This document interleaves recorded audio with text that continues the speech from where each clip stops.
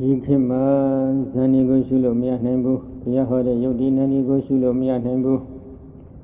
အတိတ်နာဂတ်ကိုအတိတ်ဒီဖြစ်ခဲ့ပြီးဖြစ်တယ်မရှိတော့ဘူးမရှိတာဘယ်လိုလုပ်ရှုမလဲ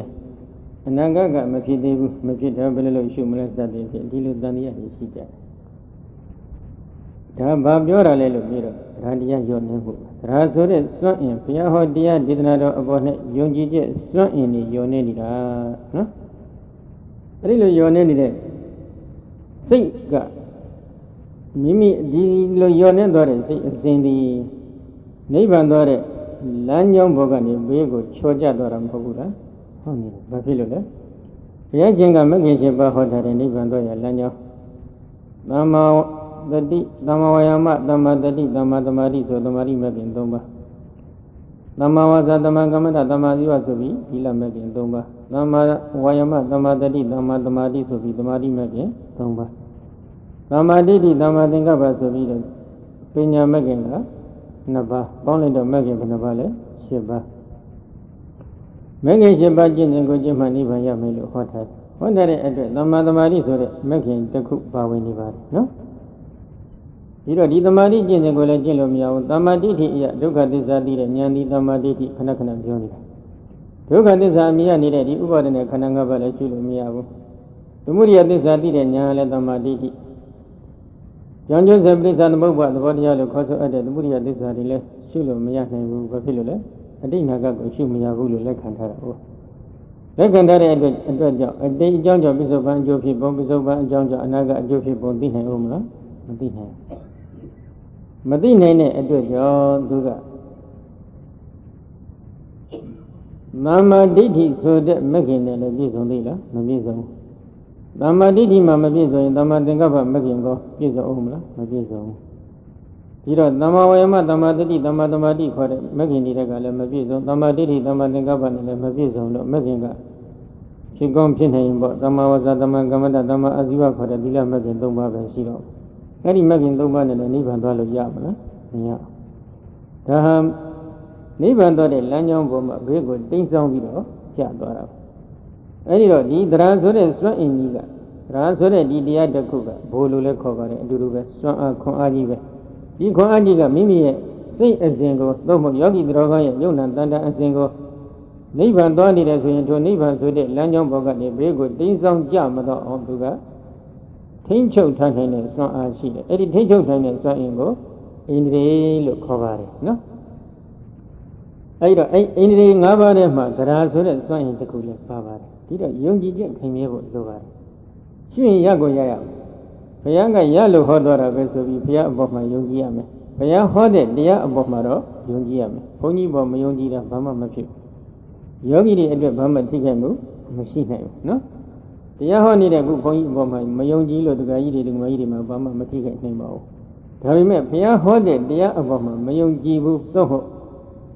ဘုရားဟောတဲ့တရားအပေါ်မှာမယုံကြည်ရင်ဘုရားကလည်းမယုံကြည်ရကြတဲ့သဘောမရှိဘူးလားရှိတယ်ဘုရားလည်းမယုံကြည်ဘူးဘုရားဟောတဲ့တရားလည်းမယုံကြည်ဘူးဆိုရင်တော့မယုံကြည်တဲ့ဆိုတာကရှုလို့မရနိုင်ဘူးလို့လက်ခံထားတဲ့သဘောပြောတာပါနော်အဲ့ဒီလိုမယုံကြည်ဘူးဆိုလို့ရှိရင်တော့သူ့မှာတရားဆိုတဲ့စွန့်အင်ရော့မသွားဘူးလားရော့သွားပြီတရားတရားဆိုတဲ့စွန့်အင်ကြီးမိမိမှာအပြည့်အဝရှိဖို့လိုပါတယ်နော်ယုံကြည်ချက်ရှိဖို့လိုတယ်ဒီသီလကျင့်စဉ်ကျင့်မှဒီသမာဓိကျင့်စဉ်ကိုလက်တွေ့ကျင့်မှ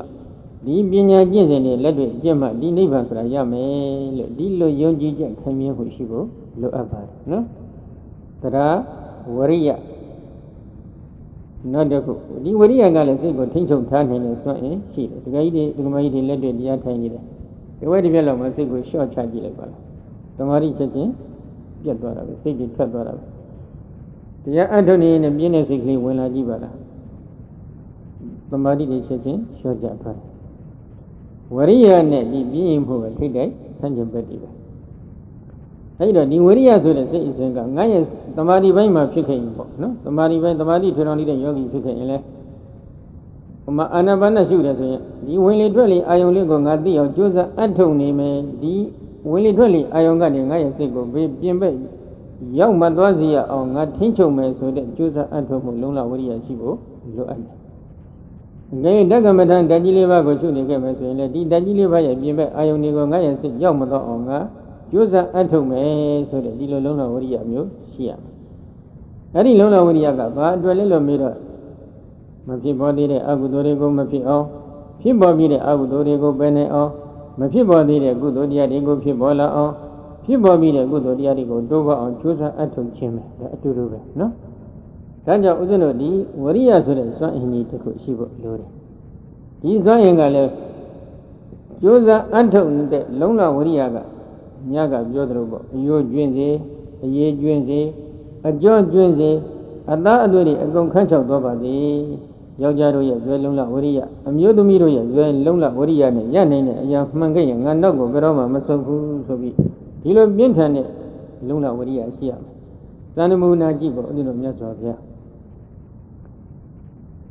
Kazola Vini, Sujaba, Mahadri, no, the Apito movement. Yarana Balinda Matabi, body be out my Telebi. Teleda Jingama, Beludita. Napayam, Mati Machin, Yamanga, Veroma, Matavu, Pelo Gija, Luna Waria. So, no? To go my little Eddie that Tangiva. Huh? The Gaidio. Yaga, Josa, Piano, didn't did of it, no? The Yalua, Maya in the game of time. Hold on. I didn't know Jintan, Luna Wariaga. Say a single tingle turning and swine machine, she. Yajim Yolin down that needed that menu that Nya Uda Tade, Rada Mania, Punyango, Ya or Mimi as a single tingle, 9 swine in Jula, she needed the check. Tada, Waria, not a good, the Agawam. The Ado de Yogi Boba, but the Didi Agawam Lomiro, Kayanuba, another Divatan, Wirananuba, another Divatan, Sidanuba, another Divatan, Tamanuba, another different, so that these different live up Bomyara. No? I love Bomyare, a Baima, Kayanuba, another different Baima. Tata beyond it a rainbow. Anabanado, those are the Gota Dolo. Zango Yazi, named Randamadi, Trombone, Sanity, the Mata Vainilla, Mabula, Panilla. You know, maybe got the Mata Vain, the Mata Ayambama, Taka, Mimi, the Diliga, don't that neighbor loaded. And it don't that the Dima, Wariaga, Naga, Abbey Tobambo, loaded. Yonji Radiadigale, Abbey Tobantabo, loaded. I read of Mimiroga, the Mata Vai, we were the Vain figure resolution, eh? You didn't need the Anjuza Atoko, don't la Waria, loaded. You didn't go Shulo Yavare, so that Yonji Jetty, a Biwa Chinibo, Lore. The Yona so that I am born at Mimi, the Dili Canibo, Lore. Yona, I am got Pama and Tata, don't that need it, the D. No? Maya need it, the D, Chibo Lore. The Matavina, the Matana Mabo. We bought an Avaimala, we bought an Amelo, cause of the Yona Dama. A John Diani, the Wada Yona Dama, the Karadiari. You think I don't make Iron Bogan and Bego, maybe a single day song, Mado, Ticho Tata, Swan Indi, Hidrima, she, Huriama, she, Hidradiama, she. Not a good, the D, the Madi, not a good, the D Biro, the Madi, no? The Madi got the Maravan chicken, the Mata, the Matanyani, 20 at the Maribo. We bought an Vain chicken, we bought an Yanni, she 20 at the Mariba. The Matavai Mimiga, Anabana Shuye, Anabana Brivaga, Namigo, Totin D, Nede, Nyango, Totin D Mugo, Nyalo Kovare, Zana Damadiki. Ari, Anabana Brivaga, Namitra, Longilida Varga, Namiba. Inamigo, Totin D, Nede, Nyango Balocole, Namadiki, Vadamadiki, Zana Damadiki. Papilo Totin D, Yole, see again, the Anabana Gamata, Amadokin, Dinamio Gumibudra. Amimbu. The Galedas any day job, Yaho a day, Jinja Jogo Bamia Atolede, a Chinkajama, the Alongilin Daba needed the Anabana Brivaga, no magic was what way. Really, a Chinkajara. Shirunga, Madibuba, Guma, Totwin be deed at thee. Tago, Nialo Kova, no, Pimpobina, Davin, alone and Sim Mamma. We bought an Adama Ditila, Sim Mammy and Debulo, Suraba, no? Erigan is said the same delay, a Chinkajara. Mimiroga, Yode go to 20, Nani go to 20. Yogala lady go Mimi, Yogala go to Kumabri, our Dizo, Waya Sativi, Yode go to 20. ဖြစ်ခင်ကမရှိခင်ကမသိသေးဘူးခုမှသိတဲ့အတွက်ဒါကထိုးထွင်းသိတယ်လို့ခေါ်ရနော်အဲ့ဒီလိုသိရှိနိုင်ရေးပေါ့နာနေသိရှိနိုင်ရေးအကြောင်းတရားအကျိုးတရားတွေကိုသိရှိနိုင်ရေးအတွက်ဘာလို့တလဲဒီသမာဓိရဲ့စွမ်းအင်လိုအပ်တယ်ဘုရားရှင်ကိုယ်တော်တိုင်ကလည်းသမာဓိဘိက္ခွေဘာဝိတသမာဟိတောဘိက္ခွေဘိက္ခုယထာဘုဒ္ဓံပဇာနာတိစသည်ဖြင့်သမာဓိဟုတ်တိုင်းမှဆိုသိတဲ့ယထာဘုဒ္ဓဉာဏ်အမြင်ရရှိအတွက်သမာဓိထုံပါဆိုပြီးဒီဖန်များစွာထက်ခါတိုက်တွန်းထားတယ်မဂ္ဂင်ရှင်ပါတဲ့မှာလည်းသမ္မာသမာဓိဆိုတဲ့မဂ္ဂင်တစ်ခုထပ်သွင်းပြီးဟောထားပါတယ်အဲ့တော့ဒီသမာဓိကသမထဘိုင်းမှာဖြစ်ခဲ့ရင်လည်းခုနကမိမိကအာနာပါနရှုရင်အာနာပါနပရိပါကနမိတ်ဓာတ်ကိုရှုနေကြရင်ဒါလေးပါဆိုတဲ့အာယုအဲ့ဒီအာယုနမိတ်ကနေမိမိရဲ့စိတ်အစဉ်ကိုဘင်းကိုသိမ်းဆောင်ပြီးကြမတော့အောင်ထိ ချုပ်ထားနိုင်တဲ့စွမ်းအင်ရှိဝိပဿနာပိုင်းဖြစ်ခဲ့ရင်လည်းယုံနာကြောင်းကျသင်္ခါရတရားလို့ခေါ်ဆိုအပ်တဲ့သင်္ခါရနမိတ်အာယုမှတနည်းပြောရင်တော့ထိုသင်္ခါရတရားတို့ရဲ့အနိစ္စအချင်းဟာသို့မဟုတ်ဒုက္ခအချင်းဟာသို့မဟုတ်အနတ္တအချင်းဟာဆိုတဲ့ဒီအချင်းဟာအာယုမှမိမိရဲ့စိတ်အစဉ်ကိုဘင်းကိုသိမ်းဆောင်ကြမတော့အောင်ထိချုပ်ထားနိုင်တဲ့စွမ်းအင်ဒီသမာဓိမှာရှိနေတယ်ဒီသမာဓိရှိတဲ့အတွက်ကြောင့်ဘာဖြစ်တယ်လဲသမထဘိုင်းမှာလည်းသမထနမိတ်လို့ခေါ်ဆိုအပ်တဲ့အာနာပါနပရိပါကနမိတ်တို့လိုပရိပါကနမိတ်ကိုဟုတ်တိုင်းမှစွာထွထွင်းသိတယ်ဝိပဿနာဘိုင်းမှာလည်းသင်္ခါရနမိတ်လို့ခေါ်ဆိုအပ်တဲ့အကြောင်းတရားနဲ့ကွာတော့ယုံနာဓမ္မသင်္ခါရတရားဒီရဲ့အနိစ္စအချက်ဒုက္ခအချက်အနတ္တအချက်တွေကိုထွထွင်းသိတယ်အဲ့ဒီထွထွင်းသိမှုကဘာလဲပညာပဲအဲ့ဒီပညာဆိုတဲ့တရားဟာလဲနိဗ္ဗာန်ကိုသွားနေတဲ့သူတော်ကောင်းရဲ့ယုံနာတန်တာအစဉ်ကိုသို့မဟုတ်စိတ်အစဉ်ကိုနိဗ္ဗာန်သွားတဲ့လမ်းကြောင်းလို့ခေါ်ဆိုအပ်တဲ့မဂ္ဂင်ရှင်ပါလမ်းကြောင်းကြီးကလည်းဘင်းကိုတင်းဆောင်ကြမတော့အောင်ထိချုပ်ထားနိုင်တဲ့စွမ်းအားရှိဒါကြောင့်သူ့ကိုအင်္ဂလိပ်လိုလည်းခေါ်တယ်အလွန်ကြီးကျယ်တဲ့စွမ်းအင်ကြီးဖြစ်ခြင်းကြောင့်ဘိုလ်လိုလည်းခေါ်ပါတယ်နော်ပေါင်းလိုက်တော့အင်္ဂလိပ်ဘယ်နှပါလဲ၅ပါးသဒ္ဒါဝရိယသတိသမာဓိပညာပေါင်းလိုက်တော့ဘယ်နှခုလဲ၅ပါးအမတန်ခွန်အားကြီးမားတဲ့စွမ်းအင်ကြီးတွေဖြစ်ခြင်းကြောင့်သူ့ကိုဘုံ၅ပါးလို့လည်းခေါ်တယ်သဒ္ဒါဘုဝရိယဘုသတိဘုသမာဓိဘုပညာဘုအမတန်ကြီးမားတဲ့ခွန်အားပါဘယ်လောက်ထိကြီးမားလဲ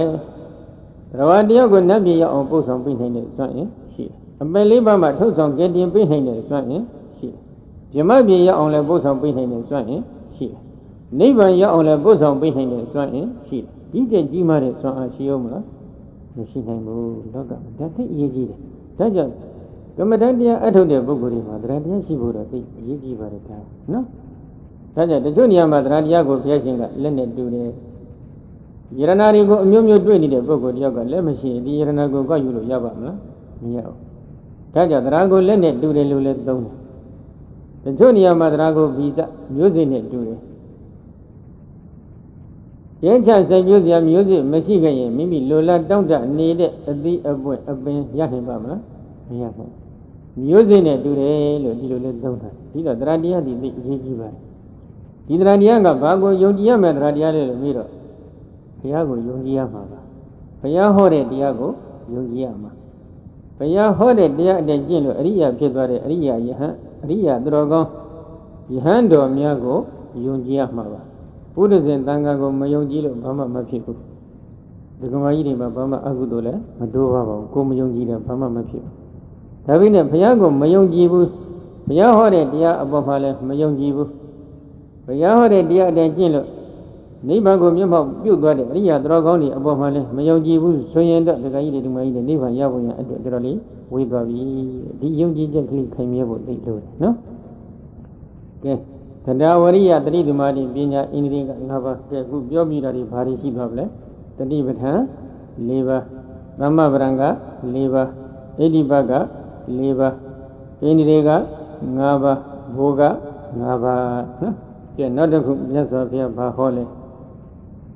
မြတ်စွာဘုရားဘာတွေသိတယ်လဲနော်မဟာတေဘုဇင်ကေပရိကနာတိတိမဟာပညာမဟာတေကြီးကျယ်မြင့်မြတ်ကုန်သောဘုဇင်ကေဘုဇင်ခုနှစ်ပါးမြတ်တရားတို့ကိုပရိကနာတိဉာဏ်ဖြင့်ပိုင်းခြားယူတတ်၏ဣတိတသမထို့ကြောင့်မဟာပညာရှိတဲ့ပုဂ္ဂိုလ်ဖြစ်တော်မူပါပေ၏အမတန်ကြီးကျယ်မြင့်မြတ်တဲ့ဘုဇင်တရားခုနှစ်ပါးဘုဇင်ကဘောဓိအင်္ဂဘောဓိခွန်တဲ့မဉ္ဇဉ်ရဲ့အစိတ်အပိုင်းအင်္ဂါရက်တည်းနော် ဒီတော့မဉ္ဇဉ်ရဖို့ရအကြောင်းတရားတွေလို့ဒီနေရာမှာဆိုလိုက်ရတယ်ဒါကတော့လောကီမဂ္ဂင်ပဲလောကီဘုဇင်တွေပဲလောကုတ္တရာဘုဇင်ကတော့အရိယာမက်ရဲ့အစိမ့်ပိုင်းအင်္ဂါတွေပဲဘောဓိခေါ်တဲ့အရိယာမက်ညာရဲ့အစိမ့်ပိုင်းအင်္ဂါရက်တွေပဲဒီတော့ဒီဘုဇင်တရားတွေကဘယ်နှပါးရှိလဲ9ပါးဓမ္မဝိဇ္ဇာတတိတံဘုဇင်ဓမ္မဝိဇ္ဇာတံဘုဇင်ဝိရိယတံဘုဇင်ပိဋိတံဘုဇင်ပတ္တိတံဘုဇင်သမာဓိတံဘုဇင်ဥပ္ပခတံဘုဇင်ဆိုပြီးဘုဇင်ဘယ်နှပါးရှိလဲ9ပါးဘုရားဘာသာဖြစ်ခဲ့ရင်ဒီလောက်တော့နားလည်ထားဖို့သိကောင်းတယ်နော်ဒါလေးတွေမှာအခြေခံနားမလဲရင်တရားနာရတာလည်းအရသာမရှိဘူးဘာတွေပြောနေမှလည်းမသိဘူးဒီလိုဖြစ်တဲ့အဲဒီတော့ဒီတတိတံဘောဇဉ်ဆိုတာကဘာလဲတတိရဲ့တရားအာယုန်တွေကိုအဖမှန်အထက်တဲ့ရှုပွားသုံးသပ်နေတာပဲ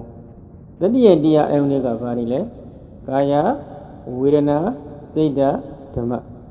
ကာယဆိုတဲ့အတိုင်းမှာသမထလည်းပါတယ်ဝိပဿနာပိုင်းဝိပဿနာဉာဏ်ရဲ့အရှုခံအယုံဖြစ်တဲ့ယုံနာကြောင့်ကျိုးသင်္ခါရတရားတွေလည်းပါတယ်ကာယ ानु ပါဒနာတတိပဌာန်နော်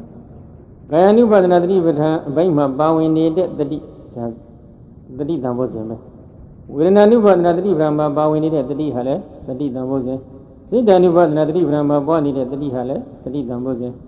ဓမ္မ ानु ပါဒနာတတိပဌာန်ကိုပွားနေတဲ့တတိဟာလည်းတတိတံဘောဇဉ်ပဲနော်ဒီတော့ကာယဝေဒနာစိတ်ဓမ္မခေါ်တဲ့ယုံနာကြောင့်သင်္ခါရတရားတို့ကို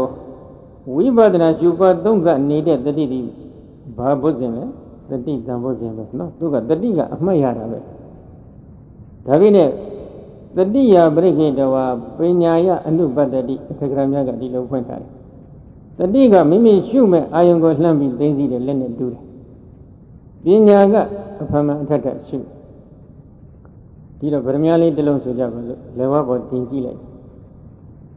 ဗရမ ्या လေးတစ်လုံးကိုကောက်ယူလိုက်တဲ့လက်နဲ့တတိနဲ့တူတယ်ကြည့်နေတဲ့မျက်လုံးနဲ့ပညာနဲ့တူတယ်အဓိပ္ပာယ်ချင်းမတူဘူးနော်အဲ့တော့လက်ကဟိုဘက်လှည့်လိုက်ဒီဘက်လှည့်လိုက်ပြီးမယ်မျက်လုံးကသတိချာချာကောင်းမကောင်းကြကြနနာခွဲခြားသိပြပြီးကြည့်အဲ့ဒီပုံစံလိုပဲတတိကသူကသမထပိုင်းဖြစ်ခဲ့ရင်လည်းသမထနမိတ်အာယုံဘောကိုသူကလှမ်းပြီးတော့အာယုံယူပြီးတတိအာယုံယူပြီးတဲ့အာယုံကိုပညာကထွထွင်သိတယ်ဥပမာဝင်လေထွက်လေရှုတယ်ဆိုကြဆိုဝင်လေထွက်လေအာယုံပေါ်၌အမှတ်ရနေအောင်တတိကပြုပြင်ပေးတယ်သိသိပေးတယ်သိသိတတိကသိသိပေးလိုက်တဲ့ဒီဝင်လေထွက်လေအာယုံကိုပညာကဝင်လေပဲထွက်လေပဲလို့သိတယ်ဒါအရှင်းသိမမြင့်ပါဘူးဒါသမထပိုင်းနော်အဲဒီကနေတစ်ဆင့်နဲ့တစ်ဆင့်တက်လာလိုက်တာနောက်ဆုံးမိကိုရောင်ကနေအဖြူကနေပြီးတော့နောက်ဆုံးအလွန်ကြည်နေတော့ပါတယ်ပြိဘာကနမိတ်ဆိုင်ပြီးပဲဆိုကြဆိုနော်အဲဒီမှာတတိကဒီပြိဘာကနမိတ်အာယုံကိုထက်ခကသုံးတတ်တယ်ထက်ခကအမှတ်ရတယ်ပညာကဒီပရိဘကနမိတ်အာယုံကိုထွထွင်သိဒါကသမထပဲဝိပဿနာပိုင်းရောက်လာပြီဆိုလို့ရှိရင်တတိကဒီယုတ်တရားတွေကိုထက်ခသုံးတတ်တယ်သိသိတယ်ပညာကဒါယုတ်တရားပဲလို့ထွထွင်သိယုတ်တရားမှလည်းခွဲခြားပြီးပြောမယ်ဆိုရင်တတိကပထဝီဓာတ်ကိုထက်ခသိသိတယ်ပညာကပထဝီဓာတ်ကိုထက်ခထွထွင်သိတတိကအာဘောဓာတ်ကိုထက်ခသိသိပြီးတယ်ပညာကထွထွင်သိအဲ့ဒီပုံစံစနစ်ဖြင့်တတိနဲ့ပညာဟာလုပ်ငန်းခွင်မှာတွဲသွားကြပါတယ်အဲ့တော့တတိကအာယုံကိုသိသိပြီးတော့ပညာကထိုတတိသိသိပြီးတဲ့အာယုံကိုသိတယ်အဲ့တော့တတိကယုတ်တိနန္ဒီကိုသိသိပြီးရင်ပညာကထိုယုတ်နံတို့ရဲ့ပရမတ္ထဓမ္မသဘာဝမှန်ကိုဟုတ်တိုင်းမှန်စွာထွထွင်သိတယ်တတိကထိုယုတ်နံတရားတို့ရဲ့အကြောင်းတရားတွေကိုသိသိပြီးခဲ့ရင်လမ်းပြီးသိသိလိုက်ပြီဆိုရင်ပညာကထိုယုံနာကြောင့်သင်္ခါရထိုယုံနာဓမ္မသင်္ခါရတရားတို့ရဲ့အကြောင်းတရားတွေကိုထွထွင်သိအဲဒီကနေရှေ့တစ်ဆင့်တက်လိုက်တဲ့အခါကျတော့အကြောင်းတရားတွေကတော့ဒီယုံနာတွေကိုတတိကသိသိပြီးရင်ပညာကအကြောင်းတရားတွေကတော့ဒီယုံနာတွေကိုထွထွင်သိတယ်သိပြီးတဲ့အခါမှာဒီတတိကနေပြီးတော့အကြောင်းတရားတွေကတော့ထိုယုံနာသင်္ခါရတရားတို့ရဲ့အနိစ္စအချင်းဟာကိုလှမ်းသိသိလိုက်ရင်ပညာကလည်းအနိစ္စအချင်းဟာကိုထွထွင်သိဒုက္ခအချင်းအကိုလှမ်းသိသိပြီးရင်ဒုက္ခအချင်းအကိုထွထွင်သိတယ်အနတ္တအချင်းအကိုသိသိရင်အနတ္တအချင်းအကိုထွထွင်သိတတိနဲ့ပြင်းရတွဲသွားပါတယ်နော်အဲဒါကြောင့်ဦးဇင်းတို့ဒီဘုဇင်9ပါးထဲမှာ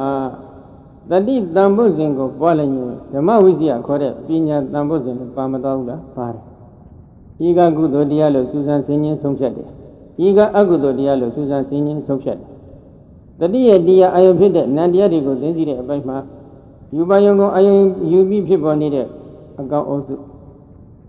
ယူပါယုံကအယုံပြုပြီးဖြစ်ပေါ်နေတဲ့မကောင်းအုပ်စုခေါ်တဲ့နော်ကုသိုလ်ဇောဝိသီအကုသိုလ်ဇောဝိသီတွေကိုသိသိနိုင်ခဲ့ရင်ဤကကုသိုလ်တရား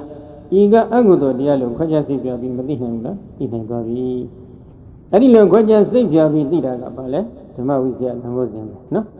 ဤကဖြူစင်တဲ့တရားဤကမဉ္ဇဉ်တဲ့တရားဤကယုံညံ့တဲ့တရားဤကမောမြတ်တဲ့တရားဒီလိုခွဲခြားစိတ်ပြပြီးသိတာဓမ္မဝိဇ္ဇာသံဃောစဉ်အဲ့ဒီကနေရှင်းတစ်ဆင့်တက်လိုက်တော့ဒါကနာမရူပပရိစ္ဆေဒဉာဏ်ပိုင်းနဲ့အထူးသဖြင့်ဆိုင်ပါတယ်ပြည့်စရာပရိက္ခဉာဏ်ပိုင်းနဲ့လည်းဆိုင်ပါတယ်ရှင်းတစ်ဆင့်တက်လိုက်တဲ့အချိန်ခါမှာဘာဖြစ်လာလဲထိုတတိနဲ့သိသိထားတဲ့ကုသိုလ်ဇောအကုသိုလ်ဇောအဝိယဘာဖြစ်တဲ့ယုံနာဓမ္မသင်္ခါရတရားတွေကိုအနိစ္စဒုက္ခအနတ္တလက္ခဏာသုံးတန်တင်းပြီးတော့ရှုအဲဒီရှုတဲ့အပိုင်းမှာအနိစ္စလို့ဒီသင်္ခါရတရားတွေကိုဖြစ်ပြီးပြတ်တာကိုဉာဏ်နဲ့မြင်အောင်ကြည့်ပြီးအနိစ္စလို့သိရင်ဆုံးဖြတ်ချက်ချတယ်ဖြစ်ချင်းပြည့်ချင်းဖြစ်အနိစ္စခံရတဲ့သဘောကိုဉာဏ်နဲ့မြင်အောင်ကြည့်ပြီးဒုက္ခလို့သိရင်ဆုံးဖြတ်ချက်ချတယ်မပြည့်စည်ပဲအကျေကအခိုင်အမာနှစ်သာရအပြင်ဒီနေတဲ့အတ္တမဟုတ်တဲ့သဘောတရားတွေကိုဉာဏ်နဲ့မြင်အောင်ကြည့်ပြီးအနတ္တလို့သိရင်ဆုံးဖြတ်ချက်ချတယ်အဲဒီလိုသိရင်ဆုံးဖြတ်ချက်ချနိုင်တဲ့အပိုင်းကိုတော့ဝိပဿနာပိုင်းဒါလည်းဓမ္မဝိဇ္ဇာသံဃောစဉ်ပဲအဲဒီလည်းအဆင့်မြင့်လိုက်တဲ့အချိန်ခါမှာအဖြစ်ကိုမကြည့်တော့ဘဲနဲ့နောက်ဆုံးအပြတ်တက်တက်ကြည့်မယ်အကြောင်းတရားနေကွာတော့ထိုယုံနာဓမ္မသင်္ခါရတရားတို့ရဲ့အပြတ်တက်တက်ကိုကြည့်ရကနေနောက်ဆုံးမဖြစ်မပြတ်တဲ့အသင်္ခရတအနိဒနိဗ္ဗာန်ကိုလှမ်းပြီးထိုးထွင်းသိပြီအဲ့ဒီအသင်္ခရတအနိဒနိဗ္ဗာန်ကိုထိုးထွင်းသိနေတာလေဓမ္မဝိဇ္ဇာသံဃောစဉ်ပဲနော်ဒါကြောင့်သူကသူ့အစဉ်နဲ့သူအစဉ်တန်တဖြည်းဖြည်းမြင့်မသွားဘူးလားမြင့်သွားတယ်တတိသံဃောစဉ်ဓမ္မဝိဇ္ဇာသံဃောစဉ်နောက်တစ်ခုဝရိယသံဃောစဉ်အတူတူပဲခုနကဝရိယဘိုးဝရိယဣန္ဒြေနဲ့အတူတူပဲဒီတတိသံဃောစဉ်နဲ့ဓမ္မဝိဇ္ဇာသံဃောစဉ်ဖြစ်ရဲ့အတွက်ဝရိယရဲ့အပိထောက်ပံ့မှုမလိုဘူးလားလိုအပ်တယ်ကျိုးစားအထုတ်ဘယ်လိုကျိုးစားတယ်လဲဥဒိကြခေပါမဖြစ်ပေါ်သေးတဲ့အကုသိုလ်တွေကိုငါမဖြစ်အောင်ကျိုးစားအထုတ်မယ်ဖြစ်ပေါ်ပြီးတဲ့အကုသိုလ်တရားတွေကိုငါပယ်နိုင်အောင်ကျိုးစားအထုတ်မယ်မဖြစ်ပေါ်သေးတဲ့ကုသိုလ်တရားတွေကိုငါဖြစ်အောင်ကျိုးစားအထုတ်မယ်ဖြစ်ပေါ်ပြီးတဲ့ကုသိုလ်တရားတွေကိုစတဲ့ကိုတိုးပါအောင်ငါကြိုးစားအထုတ်မယ်ဆိုတဲ့ဒီဥတည်ချက်ဖြင့်တတိယတရားအာယုံဖြစ်တဲ့ဒီကာယဝေဒနာစိတ်ဓာတ်ဓမ္မအမိရတဲ့တရားတွေကိုပဲအဖမှန်ထက်တဲ့ရှုပါသုံးသပ်ရပါတယ်နော်အဲဒီလိုရှုပါသုံးသပ်တဲ့နေရာမှာစိတ်ကနောက်ကိုဆုံးမသွားရဘူးကြက်တောင်လေးတစ်ခုကိုမိတုတ်လိုက်ရင်လိန်ပြီးတော့နောက်ကိုတွန့်သွားသလိုမိမိတို့ကတရားတစ်ခုကိုအားထုတ်ပြီးဆိုရင်အဲ့ဒီကြက်တောင်လေးနောက်ကိုတွန့်သွားသလိုစိတ်ဓာတ်တွေကတွန့်ဆုတ်သွားရမလားမတွန့်ဆုတ်ရဘူးဒီလိုဆိုရင်အိမ်ပြန်ရမလားမပြန်ရဘူးဟမ်ဒီကောင်မကြီးအဲ့ဒါစဉ်းစားကြနော်စိတ်ဓာတ်ကနောက်တွန့်သွားပြီဆိုလို့ရှိရင်တော့ရှိဒီနိဗ္ဗာန်ရပါမလားမရနိုင်ဘူးနော်နောက်တစ်ခုတတိပြီးတော့ဓမ္မဝိဇ္ဇာဝိရိယနောက်တစ်ခုပီတိသံဃောစဉ်ပီတိလည်းဘုဇဉ်တရားတစ်ပါးအဖြစ်နဲ့ဘုရားဟောထားတယ်အဲ့ဒီပီတိကတော့ဇာနဲ့ရှင်တွဲနေတဲ့ပီတိလည်းရှိတယ်ဝိပဿနာဉာဏ်နဲ့ရှင်တွဲနေတဲ့ပီတိလည်းရှိတယ်လုပ်ငန်းခွင်တစ်ခုကိုဇာမိုင်းပဲဖြစ်ဖြစ်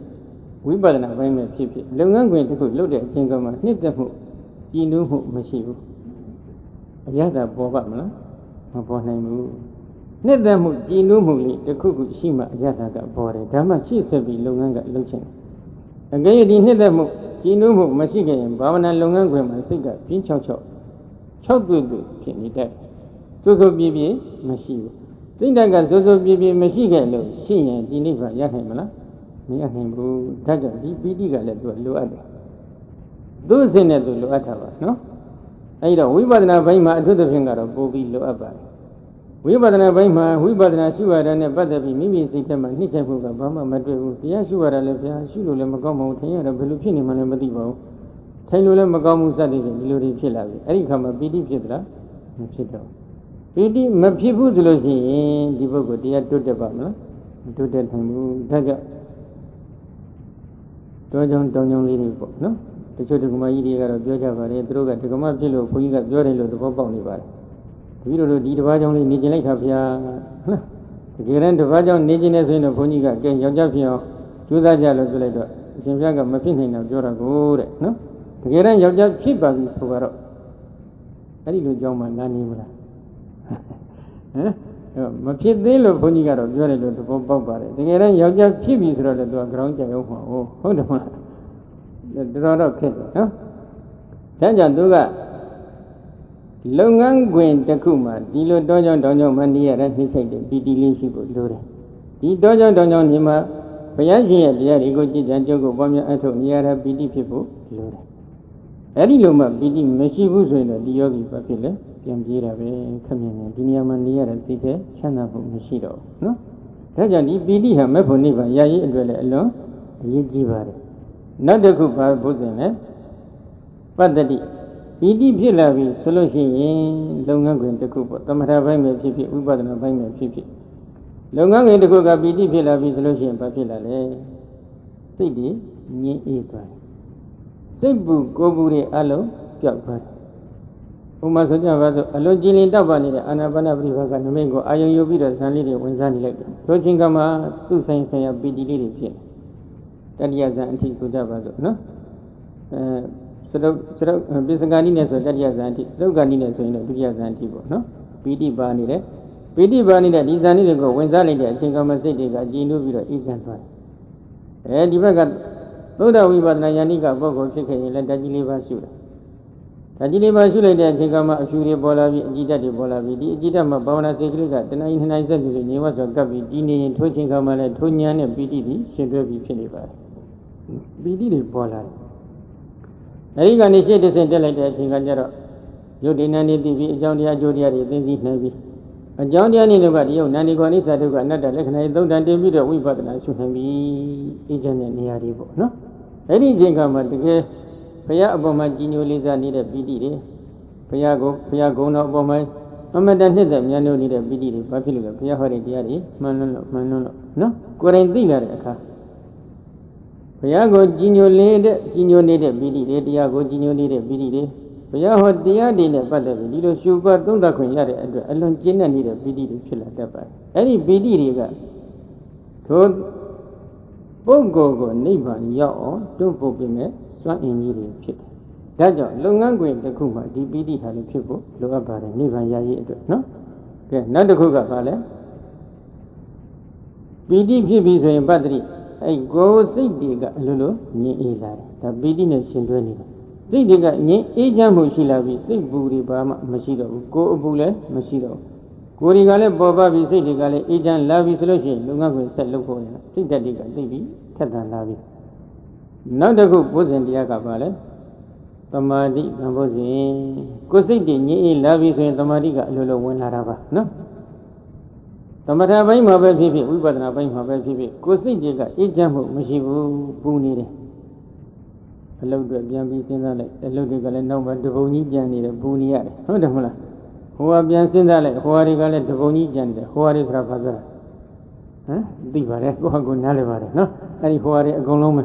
အဲ့ဒီဟိုဟာတွေကလည်းတပုံကြီးကြံနေတယ်စိတ်ထဲမှာပူနေရတယ်အဲ့ဒီအပူတွေသိများနေတဲ့ပုဂ္ဂိုလ်အေးချမ်းမှုရပါမလားမရဘူးမရရင်တမာတိဖြစ်မလားမဖြစ်ဘူးအဲ့ဒါသမထဘိုင်းမှာလည်းတမာတိမဖြစ်နိုင်ဘူးဝိပဿနာဘိုင်းမှာလည်းတမာတိကမဖြစ်နိုင်အပူတွေအေးသွားမှပတ္တိဖြစ်မှတမာတိကဖြစ်နိုင်နော်နောက်တစ်ခုတမာတိရှိမှလည်းယထာဘုဒ္ဓညာဟုတ်တယ်မှဆိုသိတယ်ဓမ္မဝိဇ္ဇတံဘောဇင်တိတံဘောဇင်စတဲ့ဒီဘုဇင်တရားတွေကဖြစ်မှာတမာတိမရှိရင်ကိုဖြစ်မလားမဖြစ်နိုင်ကြဘူးကဲတမာတိလည်းဘောဓိအင်္ဂဘုဇင်တရား9ပါးထဲမှာမပါဘူးလားပါနေတယ်ကဲနောက်တစ်ခုကလည်းဥပ္ပခတံဘုဇင်တဲ့အထူးသဖြင့်ဒီဥပ္ပခကတော့သင်္ခါရုပ္ပခကိုအထူးသဖြင့်ရည်ညွှန်းထားပါတယ်တတ္တရမိစ္ဆတတစေတသိက်ပဲနော်အာယုန်ဒီဘယ်အာယုန်နဲ့ပဲဖြစ်ဖြစ်အိဋ္ဌအာယုန်နဲ့ပဲဖြစ်ဖြစ်အနိဋ္ဌအာယုန်နဲ့ပဲဖြစ်ဖြစ်မိမိအလွန်နှိမ့်ချိုက်တဲ့အာယုန်နဲ့ပဲဖြစ်ဖြစ်မနှိမ့်ချိုက်ဖွယ်ရာအာယုန်နဲ့ပဲဖြစ်ဖြစ်ဘယ်အာယုန်နဲ့မှဆိုထိခိုက်လိုက်တဲ့အချိန်ခါမှာမိမိရဲ့စိတ်ကိုအလဲအလတ်မှထားနိုင်တဲ့စွမ်းအင်ရှိရတယ်အလဲအလတ်မှထားနိုင်တဲ့စွမ်းအင်ဆိုတာကအကုသိုလ်တွေလည်းမဖြစ်အောင်အလွန်နှစ်သက်မြတ်လို့မှုတွေလည်းမဖြစ်အောင်စိတ်ကိုအလဲမှညင်အောင်ထားနိုင်ဖို့လိုအပ်တယ်နော်အထူးသဖြင့်တော့ဦးဇင်းတို့သင်္ခါရတရားတွေပေါ့ယုံနာကြကြသင်္ခါရတရားတွေကိုအနိစ္စဒုက္ခအနတ္တလက္ခဏာသုံးဌာန်ပြီးတော့ဝိပဿနာရှုလာတယ်ရှုလိုက်တဲ့အချိန်ခါမှာဒီသင်္ခါရတရားတွေအပေါ်၌ကြောက်ကြမှုတွေဘာမှမရှိတော့ဘူး ဒီသင်္ခါရတရားတွေအပေါ်၌နောက်ထပ်လိုလတောင့်တမှုတွေလည်းမရှိဘူးဒီသင်္ခါရတရားတွေဒီလိုပြည့်စည်နေတဲ့အတွက်ကြောင့်သူတို့ကမပြည့်စည်အောင်ပြုလုပ်မယ်ဆိုတဲ့ကြောင့်ကြမှုတွေလည်းမရှိတော့ကြောင့်ကြပြင်း၍တောင့်တပြင်း၍နေတာထိုင်တာအဲ့ဒီမှာရှိလာတယ်ဒီသင်္ခါရတရားတွေကိုဥဒ္ဒတိမူနိုင်တယ်ဆိုပြီးဒါကတော့ဒီလိုဖော်ပြထားတယ်ဥဒ္ဒတိနောဆိုတဲ့စကားလုံးကိုပြည်တော်ဘုရားကြီးကတော့ဥဒ္ဒတိမူတယ်ဆိုပြီးဒီလိုဖော်ပြထားတယ်ဒီဥဒ္ဒတိမူတယ်ဆိုတာဘယ်လိုဟာလဲ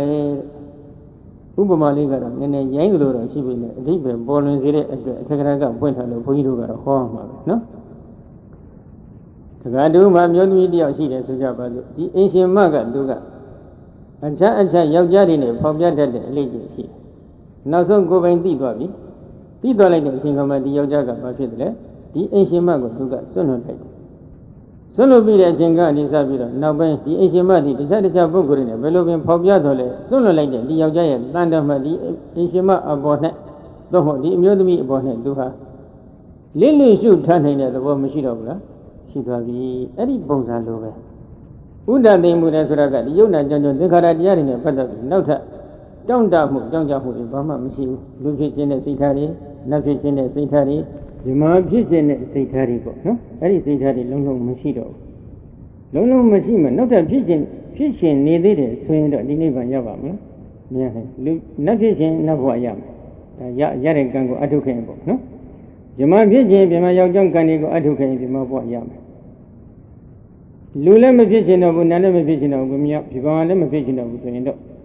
့လူဘနတ်ဘဝဒီမှာဘဝဒီမှာထွံ့မြောက်ရာဖြစ်တဲ့နိဗ္ဗာန်ကိုသာလိုချင်တဲ့စိတ်ဓာတ်ရှိလို့ကြိုးစားခဲ့ရင်မိမိလည်းပါရမီရလျော်စွာအောင်မြင်ခဲ့မယ်ဆိုရင်ထိုချင်းခါမှာ30ဘုံမှာဝင်းလုံးကျွတ်လွတ်မသွားနိုင်ဘူးနော်လွတ်သွားနိုင်တယ်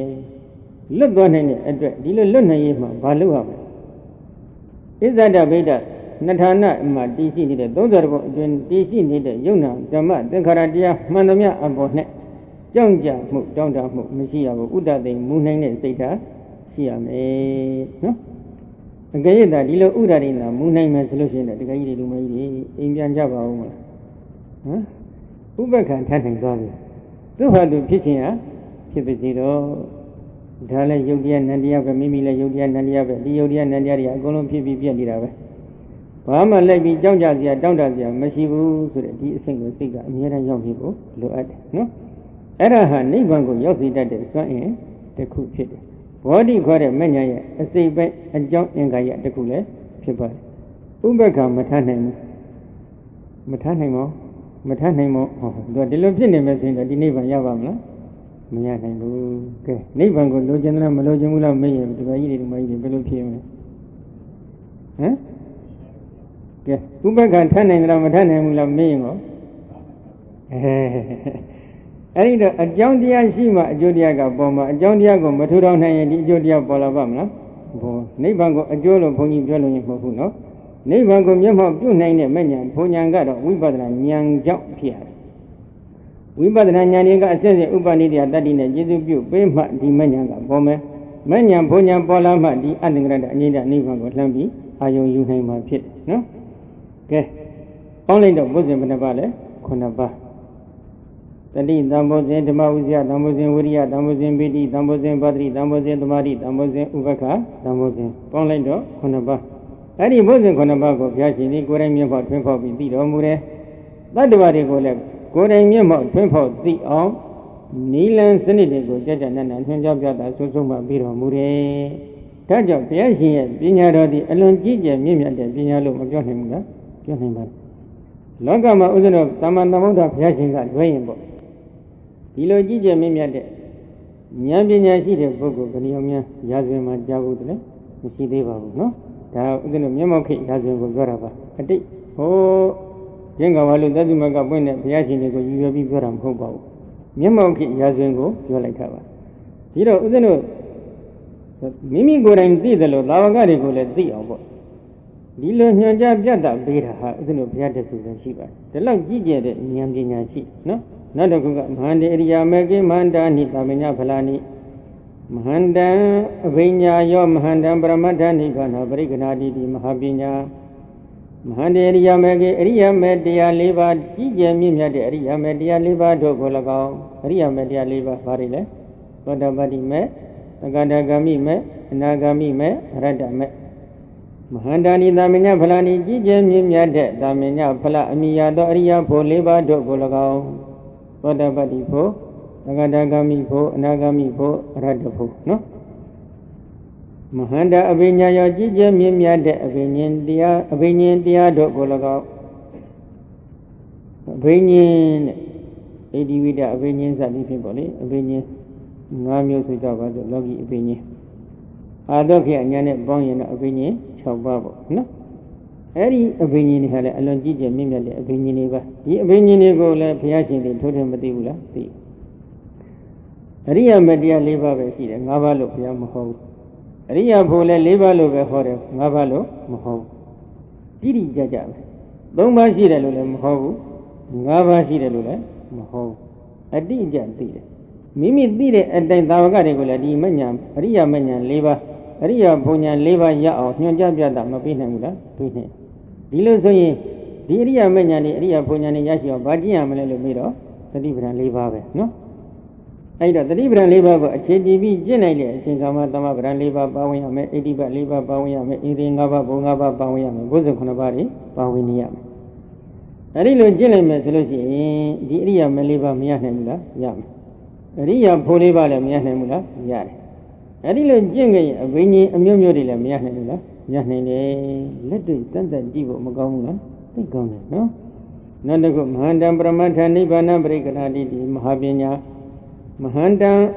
ji je myin myat tho paramatha nibbana paramatha nibbanတရားတော်မြတ်ကြီးကိုပရိက္ခဏတိဉာဏ်ဖြင့်ပိုက်ချယူတတ်၏ဣတိတံသမထို့ကြောင့်မဟာပညာမြည်၏အလွန်ကြီးကျယ်မြင့်မြတ်တဲ့နိဗ္ဗာန်တရားတော်မြတ်ကြီးကိုဉာဏ်ဖြင့်ပိုက်ချယူတတ်သောကြောင့်လည်းဘုရားရှင်ဒီမဟာပညာအလွန်ကြီးကျယ်တဲ့ပညာရှိတော်မူတဲ့ပုဂ္ဂိုလ်ဖြစ်ပါတယ်မိမိကိုယ်တိုင်နိဗ္ဗာန်ကိုသိသလိုဘာဝကတွေကိုလည်းနိဗ္ဗာန်သိအောင်ညွှန်ကြားပြသပြီးမသိနိုင်ဘူးလားသိနိုင်မိမိလည်းသိတယ်သူတစ်ပါးကိုလည်းညွှန်ကြားပြသပြီးနိုင်တယ်ဆိုရင်ဒီတဲ့ကြီးကျယ်မြင့်မြတ်တဲ့ဉာဏ်ပညာရှိအောင်မလားမရှိနိုင်နော်သို့တော့ဒီနေရာမှာနည်းနည်းဘုဒ္ဓတာလေးတစ်ခုတော့ထက်ခါတော့ပြောမှုပါတယ်နော်မနာဘူးတဲ့ပုဂ္ဂိုလ်ရဲ့အတွက်ဘုန်းကြီးငဲ့ပြီးတော့နည်းနည်းလေးတော့ပြောခြင်းတယ်နိဗ္ဗာန်အယူဆပေါ့နိဗ္ဗာန်အယူဆနဲ့ပတ်သက်ပြီးသာသနာတော်မှာဓာတ်ထံပြီးတော့ရှင်းရမယ်ပုံစံလိုဖြစ်နေတယ်နော်အဲ့ဒါနဲ့ပတ်သက်ပြီးတော့နိဗ္ဗာန်နဲ့ပတ်သက်ပြီးအယူဆတွေကတော်တော်လေးဝါဒကွဲပြားခဲ့တော့ရှစ်ခေတ်တုန်းကပေါ့လေသတော်ကြီးတွေနိဗ္ဗာန်နဲ့ပတ်သက်ပြီးကျမ်းစာတွေတော်တော်ခမည်းများရေးခဲ့ကြပါတယ်ဘုန်းကြီးလည်းခဏပြောဖို့ပါတယ်နော်တသင်္စကားပေါ့တသင်္စကားဆိုတာကတော့အနိစ္စကံဆိုတော့ဘုရားရဲ့တရားဂွေရက်ကနေကြားနာရတဲ့တသင်္စကားပါရှစ်ခေတ်တုန်းကသခိုင်းဝါချက်လို့လည်းခေါ်တယ်ပေါ့ခေတ်ခေါ်စကလုံးကတော့ဝှချက်လို့ခေါ်တယ်ဝှချက်ရွာမှာမင်းညောင်းတော်ဘုရားကြီးဆိုတာရှိပါတယ်မင်းညောင်းတော်ဘုရားကြီးကသာဘီနယ်မှာတော့အလွန်နာမည်ကြီးတယ်အကျင့်သိက္ခာဘိုင်းမှာလည်းအလွန်နာမည်ကြီးတော်မူပါတယ်ဒါရင်လားဆိုတော့မကတိဘူးဆိုတော့ဘုရားကြီးကသာဘီကျွမ်းကျင်အောင်လည်းမကဘူးစကားသုံးနှုံပြောဆိုတဲ့အပိုင်းမှာလည်းအမတန်ကျွမ်းကျင်တော်မူတယ်အဲဒီတော့ဒီနေ့ရှမ်းကုံတဲ့တူပေါ့ရှမ်းပြည်ကနေမန္တလေးလာပြီးကုံတဲ့ကုံရုံကုံဝယ်ပြုလုပ်နေတဲ့ရှမ်းကုံတဲ့တူကသတော်ကြီးထံရောက်လာတယ်သတော်ကြီးကသူကခွင့်တောင်းတယ်ဆရာတော်ဘုရားတပည့်တော်ဆရာတော်ထံမှာနိဗ္ဗာန်နဲ့ပတ်သက်လို့မေခွန်းတစ်ခုမေးခြင်းလို့တပည့်တော်ကိုခွင့်ပြုတော်မူပါဒီတော့သတော်ကြီးကဗာအမေးရှိတယ်အေးကောင်းပြီတကားအဲ့ဒီမေခွန်းကိုသင်တကားမန္တလေးမှာ၄ ပြင်း၄ ရမှာရှိတယ်သတော်ကြီးတွေကသင်မေးပြီလားလို့သတော်ကြီးကမေးကြည့်တယ်တပည့်တော်၄ ပြင်း၄ ရရှိတယ်မန္တလေးမှာရှိတယ်သတော်ကြီးတွေကိုအကုန်လုံးမေးပြီဗျာတဲ့မေးပြီးတော့သင်တကားစိတ်ထဲဘယ်လိုနေတယ်လဲတပည့်တော်စိတ်ထဲမှာသဘောမကျဘူးဗျာဒီသတော်ကြီးတွေဖြေတာကိုတပည့်တော်ကသဘောမကျလို့ဆရာတော်ထံတပည့်တော်အခုရောက်လာတာဗျာဒီတော့သတော်ကြီးကဗာမေးကြည့်တယ်အေးဒီလိုဆိုရင်တို့နှစ်ယောက်ဒီလိုလုပ်ရင်မကောင်းဘူးလားဘယ်လိုလဲမင်းလည်းနိဗ္ဗာန်မရသေးဘူးနိဗ္ဗာန်ရအောင်ကျင့်ငါဖြေလို့ရှိရင်လည်းမင်းသဘောကျမှာမဟုတ်ဘူး၄ ပြင်း၄ ရရှိတယ်သတော်ကြီးတွေဖြေတာတောင်းမှမင်းသဘောမကျဘူးဆိုငါဖြေလည်းသဘောကျမှာမဟုတ်ဘူးဒီတော့ဒီလိုလုပ်ကြရင်မကောင်းဘူးလားမင်းလည်းနိဗ္ဗာန်မရသေးဘူးနိဗ္ဗာန်ရအောင်ကျင့်ငါလည်းနိဗ္ဗာန်မရသေးဘူးနိဗ္ဗာန်ရအောင်ကျင့်မယ်မင်းလည်းနိဗ္ဗာန်ရပြီငါလည်းနိဗ္ဗာန်ရပြီဆိုမှတို့နှစ်ယောက်တွေ့ဆုံပြီးဆွေးနွေးကြရင်မကောင်းဘူးလားဟုတ်တယ်မလားသတော်ကြီးကဒီလိုအမိန့်ရှိတယ်ဘာဖြစ်လို့လဲတဒနာကသိရှိတယ် အများအပြည့်နားလည်နေကြတဲ့စကားလေးတစ်ခုရှိတယ်နိဗ္ဗာန်ဘယ်နှမျိုးရှိတယ်လို့မေးရင်လောလောကူကူပဲလို့ဖြေကြတယ်သာဥပါတိသေသနိဗ္ဗာန်အနုပါတိသေသနိဗ္ဗာန်ဆိုပြီးနှမျိုးရှိတယ်လို့ဒီလိုဖြေကြတယ်အဲ့ဒီသာဥပါတိသေသနိဗ္ဗာန်နဲ့အနုပါတိသေသနိဗ္ဗာန်ပေါ့နှမျိုးရှိတဲ့အချိန်ခါမှာသာဥပါတိသေသနိဗ္ဗာန်နဲ့အနုပါတိသေသနိဗ္ဗာန်ကိုတကယ်ပရမတ္ထနိဗ္ဗာန်ပရမတ္ထနိဗ္ဗာန်ကိုအသင်္ကရတ္တနိဗ္ဗာန်လို့ဒီလိုလဲခေါ်ပါတယ်နော်ပရမတ္ထနိဗ္ဗာန်လို့ယူဆတဲ့တော်ကြီးများလည်းရှိကြပါတယ်သာဥပါတိသေသနိဗ္ဗာန်အနုပါတိသေသနိဗ္ဗာန်ကတခြား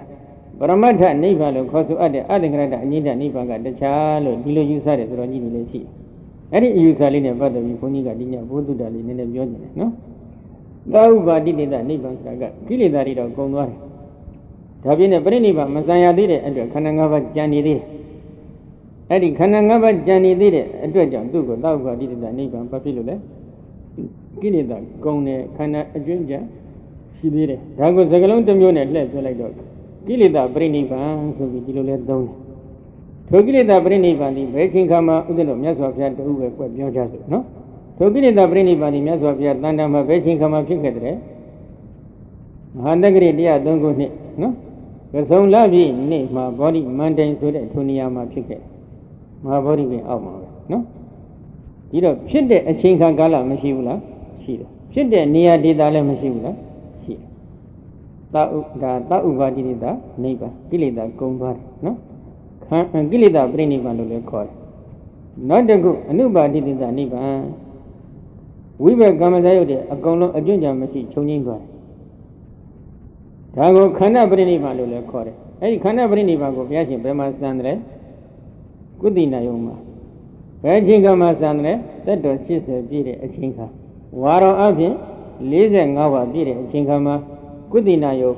မန္တမင်းတို့ရဲ့အင်းကြီးဥယျာဉ်အတွက်မှာခန္ဓာပြိဋိဘစံတော်မူတယ်ဒီတော့ခန္ဓာပြိဋိဘစံရဒေသအတိအကျမရှိဘူးလားရှိတယ်စံတော်မူတဲ့အချိန်ခါကာလလည်းအတိအကျမရှိဘူးလားရှိနေတယ်ဒီတော့သာဥပါတိသေသနိဗ္ဗာန်အနုပါတိသေသနိဗ္ဗာန်မှာဖြစ်တဲ့အချိန်ခါကာလနဲ့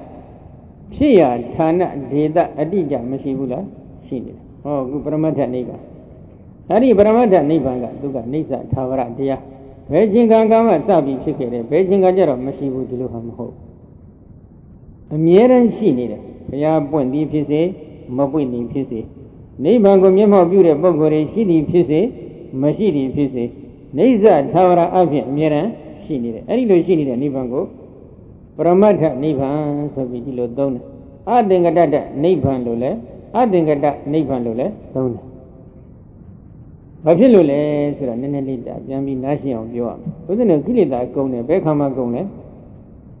အရိယာမေညာရတဲ့အချိန်ခါမှာကုန်တယ်အရိယာမေတရားဒီဘယ်ချိန်ခါမှာရတယ်လဲ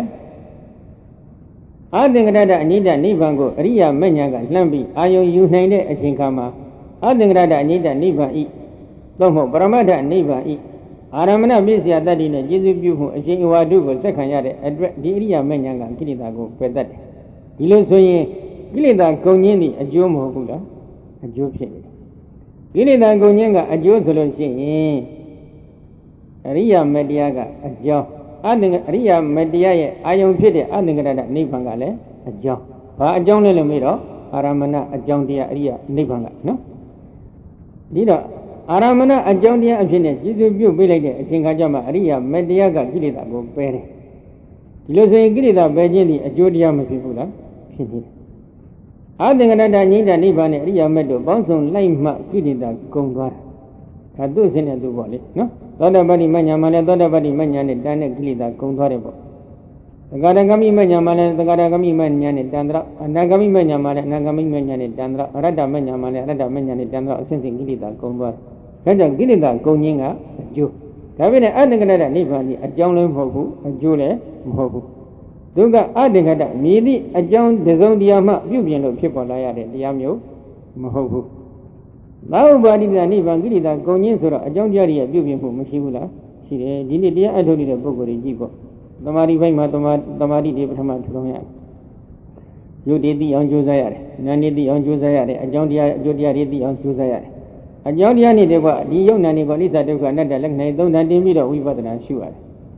အဲ့ဒီဝိပဿနာဉာဏ်ရဲ့ရင့်ကျက်လာတဲ့အချိန်ခါကျတော့မှဝိပဿနာဉာဏ်တို့ရဲ့အဆုံးမှာဘာဖြစ်မလဲပုဗ္ဗေခောတုတိမဓမ္မထိတိဉာဏံပစ္ဆာနိဗ္ဗာနေဉာဏံဟောတုတိမသုတ်တံမှာဘုရားဟောထားတယ်တုတိမခြေတတုတိမပုဗ္ဗေခောတုတိမဓမ္မထိတိဉာဏသင်္ခါရတရားတို့ဤအနိစ္စအချင်းယဒုက္ခအချင်းယအနတ္တအချင်းယနှင့်ကောင်းစွာတည်နေသည့်ဓမ္မထိတိအမိယာသောဝိပဿနာဉာဏ်သည်ပုဗ္ဗေရှိ၌ဖြစ်၏နိဗ္ဗာန်တရားတော်များ၌ဉာဏ်အာယုပြုသောအဖြစ်ဖြစ်ပေါ်လာသောအရိယာမေဉာဏ်သည်ပစ္စာနောက်ကာလ၌ဖြစ်၏သင်္ခါရတရားတို့ရဲ့အနိစ္စအချင်းယဒုက္ခအချင်းယအနတ္တအချင်းယနှင့်ကောင်းစွာတည်နေတဲ့ဝိပဿနာဉာဏ်ကအရှိကဖြစ်တယ်နိဗ္ဗာန်ကိုအာယုပြုသောအဖြစ်ဖြစ်ပေါ်လာတဲ့အရိယာမေဉာဏ်ကနောက်ကဖြစ်တယ်ဒါဘာပြောလို့ရလဲလို့မေးတော့ဒီသုတိမယဟန်တော်ကသုတိမပရပိုက်ဘဝကနေပြီးတော့သာသနာပေါင်းဝင်လာတဲ့ပုဂ္ဂိုလ်သူကမဉ္ဇဉ်ရတဲ့ပုဂ္ဂိုလ်ယဟန်တော်ဖြစ်တဲ့ပုဂ္ဂိုလ်မှန်ခဲ့ရင်အဘိညာဉ်ရတယ်လို့သူကခံယူချက်ရှိတယ်။ဒါဒီခံယူချက်ရှိနေတဲ့အတွက်ကြောင့်ဘုရားရှင်ကအရိယာမေတရားဒီအဘိညာဉ်ရဲ့အကျိုးဆက်မဟုတ်ဘူးဝိပဿနာဉာဏ်ရဲ့အကျိုးဆက်တာဖြစ်တယ်ဝိပဿနာဉာဏ်တို့ရဲ့အဆုံးမှသာပေါ်လာတာအဘိညာဉ်ရဲ့အဆုံးမှပေါ်လာတဲ့တရားမျိုးမဟုတ်ဘူးဆိုပြီးဒီလိုဟောထားဟောထားလိုက်တဲ့အတွက်ကြောင့်ဥစဉ်တို့အရိယာမေတရားရရှိရဲ့အတွက်ခြေပိုင်းမှာဝိပဿနာဉာဏ်နေရှိဖို့လိုသလားမလိုဘူးလားလိုတယ်ဝိပဿနာဉာဏ်တွေကအစစ်စစ်ဥပနိဒေယတတ္တိနဲ့ကျေစုပြုပေးလိုက်မှအရိယာမေတရားပေါ်လာမယ်ပေါ်လာတဲ့ချိန်ကမှဒီအရိယာမေတရားကဘာကိုအာယုံယူမလဲလို့မေးတော့ဘုရားကဝိပဿနာဉာဏ်တွေကသင်္ခါရတရားတို့ရဲ့ဖြစ်မှုပြက်မှုသို့မဟုတ်သင်္ခါရတရားတို့ရဲ့အပြက်ကိုအာယုံယူတယ်သို့မဟုတ်အနိစ္စအချင်းဟာဒုက္ခအချင်းဟာအနတ္တအချင်းဟာကိုအာယုံယူနေတယ်အရိယာမေတရားကြတော့ထိုပြက်နေတဲ့သင်္ခါရတရားတွေရဲ့အကုန်ဆုံးရာဖြစ်တဲ့အသင်္ခါရအနိဒာနိဗ္ဗာန်ကိုထမ်းပြီးတော့အာယုံယူတယ်အဲဒီလိုအာယုံယူလိုက်တဲ့အချိန်ခါကြတော့မှဒီအရိယာမဉ္ဇဉ်ကကိလေသာကိုပယ်လိုက်ဒီတော့ကိလေသာကုန်ခြင်းမှာအကြောင်းတရားရှိသလားမရှိဘူးလားရှိနေတယ်အသင်္ခါရအနိဒာနိဗ္ဗာန်ကြတော့အကြောင်းရှိသလားမရှိဘူးသူကနိစ္စထာဝရအမြဲတမ်းဖြစ်နေတဲ့တည်နေတဲ့သဘာဝတစ်ခုပဲနော်မပြည့်စည်ဘူးအမြဲတည်နေတဲ့သဘာဝနောက်တစ်ခုခန္ဓာပရိနိဗ္ဗာန်ဘယ်ခါမှစံတယ်ကိလေသာတွေကုန်သွားပြီအဲ့ဒါတော့မရောက်လို့ကိလေသာတွေအလုံးကုန်ပြီဆိုလို့ချင်းပရိနိဗ္ဗာန်စံပြီဆိုကြပါစို့ဒီနေ့ပရိနိဗ္ဗာန်စံတဲ့ဒီနေ့ပရိနိဗ္ဗာန်သုတိရဲ့နောက်ဆွဲမှာနောက်ထပ်ယုတ်တိဏ္ဍာန်ဖြစ်သေးသလားမဖြစ်တော့အဲ့ဒီလိုယုတ်တိဏ္ဍာန်မဖြစ်ချင်းဒီဘာကြောင့်မဖြစ်တယ်လဲအကြောင်းမရှိဘူးလားအကြောင်းရှိတယ်ဘာဖြစ်လို့လဲအရိယာမေတရားကအဝိဇ္ဇာတနာဥပါဒသင်္ခါရကံဆိုတဲ့အကြောင်းတရားတွေကိုအကျိုးမဲ့ပယ်တတ်လိုက်တဲ့အတွက်ကြောင့်တနည်းပြောရင်တော့အဝိဇ္ဇာတနာဥပါဒလို့ဥဆောင်နေတဲ့ကိလေသာတရားတွေကိုအကျိုးမဲ့ပယ်တတ်လိုက်တဲ့အတွက်ကြောင့်ကံဒီလည်းမျိုးစိကုန်သွားတယ်မျိုးစိအပ်သွားဘုမသစ္စီလေးတစ်စိမီးရှို့လိုက်အစုံတဲ့အစိတ်ဓာတ်တွေခန်းချောက်သွားတယ်ခန်းချောက်သွားပြီဆိုလို့ရှိရင်ဒီသစ္စီမှာနောက်ထပ်အပင်ကိုဖြစ်စေနိုင်တဲ့စွမ်းအင်တွေကုန်မသွားဘူးလားကုန်သွားတယ်အဲ့ဒီအတိုင်းပဲဥစ္စာတို့ကိလေသာအစိုးတဲ့အစိတ်ဓာတ်ရှိမှကံတွေကအကျိုးပေးနိုင်တယ်ခုအရတ္တမေကကိလေသာအစိုးတဲ့အစိတ်ဓာတ်မှန်သမျှကိုအကျိုးမဲ့အကုန်လုံးပယ်တတ်ပလိုက်ပယ်တတ်လိုက်တဲ့အတွက်ကံတွေဟာနောက်ထပ်အကျိုးပေးနိုင်ပြီလားမပေးတော့အကျိုးမပေးတဲ့အတွက်ယုံနာခန္ဓာတွေပရိနိဗ္ဗာန်သုတိရဲ့နောက်ဆွဲမှာဖြစ်သေးသလားမဖြစ်တော့ဘူးအဲ့ဒီလိုမဖြစ်တာကိုခန္ဓာပရိနိဗ္ဗာန်လို့လည်းခေါ်တယ်အနုပါတိတေတနိဗ္ဗာန်လို့လည်းခေါ်ပါတယ်နောက်တစ်ဖန်မဖြစ်သောချုပ်ချင်းဖြင့်ချုပ်ချင်းမှုပဲအဲ့ဒီချုပ်ချင်းမှုမှာအကြောင်းမရှိဘူးလားရှိနေတယ်ဒါပေမဲ့အသင်္ခတအနိဒာနိဗ္ဗာန်ကအကြောင်းရှိသလားမရှိဘူးဘာဖြစ်လို့လဲအသင်္ခတနော်သင်္ခတနဲ့အသင်္ခတနှစ်မျိုးပဲသင်္ခတဆိုတာကအကြောင်းတရားတွေပေါင်းစုပြီးပြုပြင်မှဖြစ်ပေါ်လာရတဲ့တရားအသင်္ခတဆိုတာကဘယ်အကြောင်းတရားမှပြုပြင်လို့ဖြစ်ပေါ်လာရတဲ့တရားမျိုးမဟုတ်ဘူးနိစ္စထာဝရအမြဲတည်နေတဲ့တရားတစ်ခုဒီလိုဆိုရင်ကိုပြောကြတဲ့စကားတွေကိုကောက်ချက်ချလိုက်တော့သာဥပါတိတိတနိဗ္ဗာန်လို့ခေါ်ဆိုတဲ့ကိရိတာကုန်ခြင်းအနုပါတိတိတနိဗ္ဗာန်လို့ခေါ်ဆိုအပ်တဲ့ခန္ဓာကုန်ဆုံးခြင်းဒါကအကျိုးတရားအသင်္ခရတအနိဒာနိဗ္ဗာန်ကအကြောင်းတရားမဖြစ်ဘူးလားဖြစ်နေအကျိုးနိဗ္ဗာန်နဲ့အကြောင်းနိဗ္ဗာန်ဒီလိုကြွားချတယ်အဲဒီလိုကြွားချနေတဲ့အခါကျတော့တချို့သာဝကတွေကအဲ့ဒီအသင်္ခရတအနိဒာနိဗ္ဗာန်အကြောင်းကိုပြောမယ်ဆိုရင်နားမလည်နိုင်ဘူးနားမလည်နေတဲ့ပုဂ္ဂိုလ်တွေကအထူးသဖြင့်တော့ပုထုဇဉ်တွေများကြပါတယ် အဲ့ဒီတော့နားမလည်နဲ့နိုင်တဲ့အတွက်တချို့နေရာမှာဘုရားရှင်ကရာဂခေယောဒေါသခေယောမောဟခေယောနိဗ္ဗာန်စသည်ဖြင့်ဘာဂဒေါသမောဟကုန်ခြင်းကိုနိဗ္ဗာန်ဆိုပြီးဒီလိုဟောလိုက်အဲ့ဒီလိုဟောကြားချက်ကိုအတ္တကရာမြတ်ကဖြစ်ဆွဲပြီးတော့ဘယ်လိုဖွင့်လဲရာဂကုံကြောင်းဒေါသကုံကြောင်းမောဟကုံကြောင်းဖြစ်တဲ့တရားတွေနိဗ္ဗာန်လို့ဒီလိုဘုရားဆိုလိုတဲ့အကြောင်းဖွင့်ထားတယ်လောကမှာတက္ကကြီးတွေဒီဥပ္ပစာစကားလေးတွေတစ်ခါတလေသုံးပါတယ်သမင်းချက်တယ်သမင်းဆိုတာကကြက်ပြီးသားကိုသမင်းခေါ်တာဆံကိုသမင်းခေါ်တာမဟုတ်ဘူးကြက်ပြီးသားသမင်းကိုထပ်ချက်နေဖို့လိုသေးလားမလိုဘူးဒါပြင်နဲ့သမင်းချက်တယ်လို့မသုံးဘူးလားသုံးတယ်အဲ့ဒီအတိုင်းပဲတခါတလေတင်စားပြီးစကားလေးတွေကသုံးရတယ်ပုဂ္ဂိုလ်နားလည်အောင်ပြောလိုက်တာပဲအဲ့ဒီတော့ဦးဇင်းတို့ဒီနေရာမှာလည်းဒီတိုင်းပဲအတ္တငရတအငိမ့်တနိဗ္ဗာန်အကြောင်းကိုပုထုဇဉ်သမ္မာပုထုဇဉ်တွေကနားမလည်နိုင်တော့ထိုပုဂ္ဂိုလ်တွေနဲ့ပတ်သက်လို့ဘုရားရှင်ကတခါတလေပရိယေအဖြစ်ပရိယာယေနဆိုပြီးထက္ကရာမြတ်ကလည်းဖွင့်ထားပါတယ်ပရိယေအဖြစ်ပရိယေတစ်မျိုးနဲ့သူတို့နားလည်အောင်ရာဂဒေါသမောဟအကုန်ကြီးနေကိလေနိဗ္ဗာန်ပဲခန္ဓာ၅ပါးချုပ်ငြိမ်းခြင်းဒီနိဗ္ဗာန်ပဲစသည်ဒီလိုဟောပြလိုက်တယ်အဲဒီလိုဟောပြလိုက်မှတချို့ကသဘောကျမယ်နားလည်မယ်လက်တွေ့ကျင့်မယ်ကျင့်လိုက်တဲ့အခါကျတော့သူဒီအတ္တငရတအငိမ့်တနိဗ္ဗာန်ကိုလည်းသူသိသွားလိမ့်မယ်ဒီဥဒိချက်နဲ့ဘုရားရှင်ဟောတာပါဆိုပြီးသူတော်ကြီးတွေကရှင်းကြပါတယ်နော်ပြီးတော့ဒီရှင်းလင်းချက်အရာနိဗ္ဗာန်ဘယ်နှမျိုးရှိလဲ2မျိုးပေါ